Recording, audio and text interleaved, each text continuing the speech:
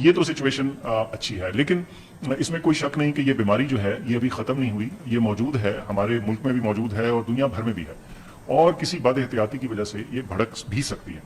तो ये तो है हमारी मौजूदा सिचुएशन।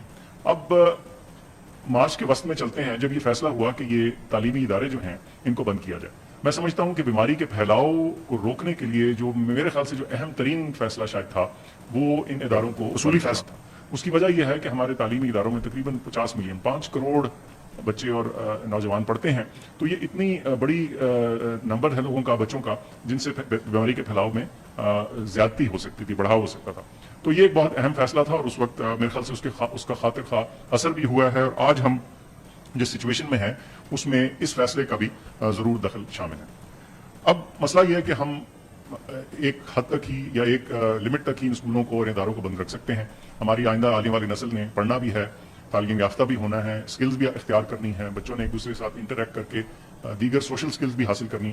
तो किसी ना किसी पॉइंट पे स्कूलों का खोलना और कॉलेजों का खोलना, तदरीसी इदारों का दोबारा से अपना काम शुरू करना नागुज़ीर था। इस वक्त क्यों? शफकत साहब ने जिक्र किया, कुछ डैमेज ऐसी आ जाती है बच्चे की तालीम में और इवन सिस्टम में जिसको वापस करना शायद नामुमकिन हो जाए।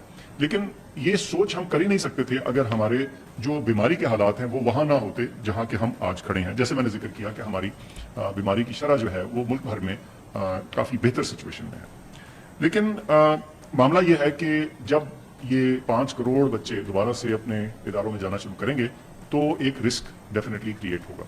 उस रिस्क को हमने कैसे मैनेज करना है और उस रिस्क को कैसे कम करना है, इस खतरे को कैसे कंट्रोल करना है, उसके कुछ जिसे कहते हैं की एलिमेंट्स हैं जिस पे अमल करना बड़ा जरूरी है। एक का जिक्र शफकत साहब ने किया, वो ये कि हम इदारे बतदरीज खोलेंगे, स्टेज वाइज खोलेंगे। एक उम्र के बच्चे एक वक्त पे शुरू होंगे, कुछ दिन छोड़ के, और पहली ओपनिंग का असर देखने के बाद फिर अगली स्टेज पे एक मुख्तलिफ एज ग्रुप के बच्चे और फिर आखिर में एक और उम्र के बच्चे, ताकि ये एक बतदरीज स्टेज वाइज ओपनिंग हो और हर ओपनिंग का हम असर साइंसी तौर पे देख सकें और उस पर कुछ फैसला करने में आसानी हो सके। दूसरा अहम जो पहलू है इस सारी चीज को मुमकिन बनाने का और इस खतरे को काबू में रखने का, वो है कि हमने क्लास साइज को कम रखना है। अब क्लास साइज को कम रखने के मुख्तलिफ तरीके हैं। जिन स्कूलों के पास फालतू कमरे हैं वो उनमें सेक्शंस बना सकते हैं, लेकिन अक्सर स्कूलों को कुछ ऐसी स्ट्रेटेजी अपनानी पड़ेगी जिसमें आधे बच्चे एक दिन क्लास अटेंड करें और आधे बच्चे किसी और दिन करें, या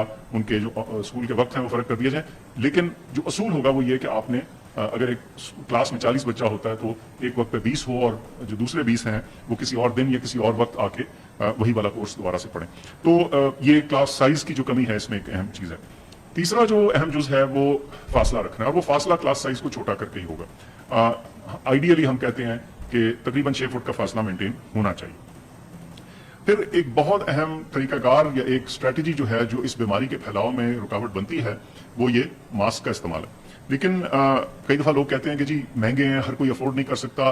बच्चे तो सारा पाकिस्तान जो है, जब अचानक से आपने इतने सारे बच्चों ने मास्क इस्तेमाल करना है तो लोग कैसे इसको अफोर्ड कर पाएंगे। तो मेरी गुजारिश है कि ये जरूरी नहीं कि ये जो सर्जिकल मास्क है ये इस्तेमाल हो, ये जो फैब्रिक का, जो कपड़े का मास्क है जो घर में बन सकता है, और 2 मास्क बना लीजिए और बच्चा एक दिन पहने दूसरे दिन धुल जाए और वो साइकिल चलता रहे। तो ये बहुत कम कीमत पे रीयूजेबल फैब्रिक का मास्क जो है ये इस्तेमाल हो सकता है, और ये भी कारामद है इस काम में। इसके अलावा हाथ धोने की अहमियत तो बहर कैफ हमें अपने माशरे में वैसे ही पता होनी चाहिए, लेकिन इस बीमारी के दौरान साबुन और पानी से हाथ धोना और या सैनिटाइजर का इस्तेमाल, दोनों में से जो भी चीज आपके लिए मुमकिन हो उसको अडॉप्ट करना बड़ा जरूरी होगा। एक एलिमेंट इस खोलने में, इसको सेफ बनाने में और इसको एक मंतकी रुख देने में इस चीज का है कि जो इदारे खुलेंगे उसमें से चंद हम चुन के जो है उस पर सीरियल सेंटिनल टेस्टिंग करेंगे।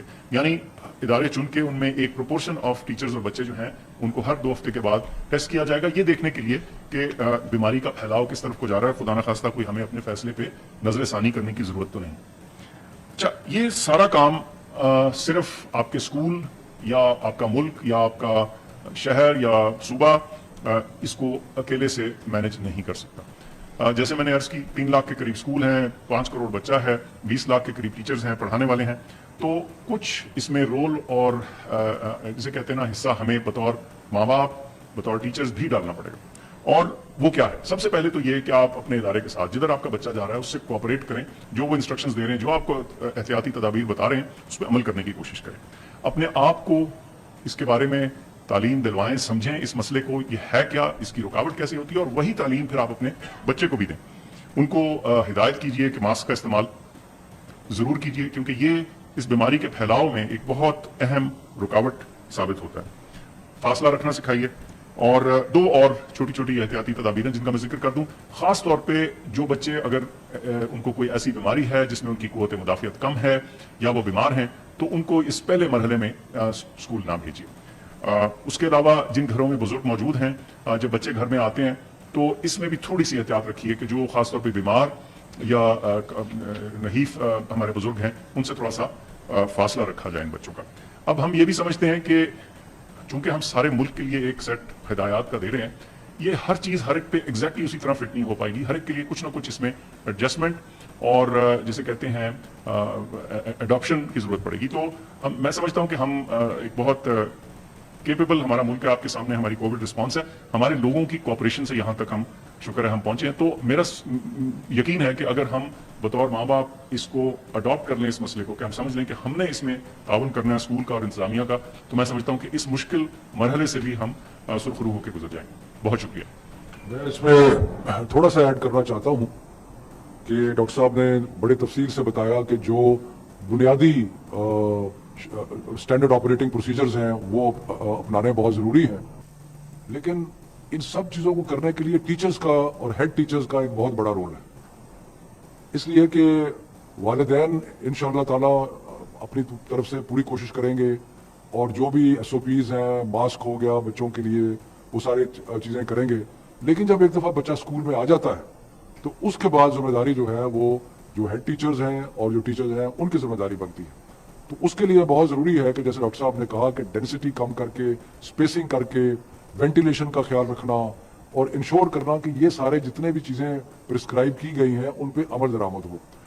مشکل مرحلے ضرور ہوں گے کہ جس وقت بریک کا ٹائم ہوتا ہے بچوں کا آپس میں گھلنا ملنا، لیکن اس کی کوشش کی جائے کہ وہ بھی ایک آرگنائز طریقے سے ہو تاکہ اس میں بچوں کے لیے کوئی خطرہ نہ بنے.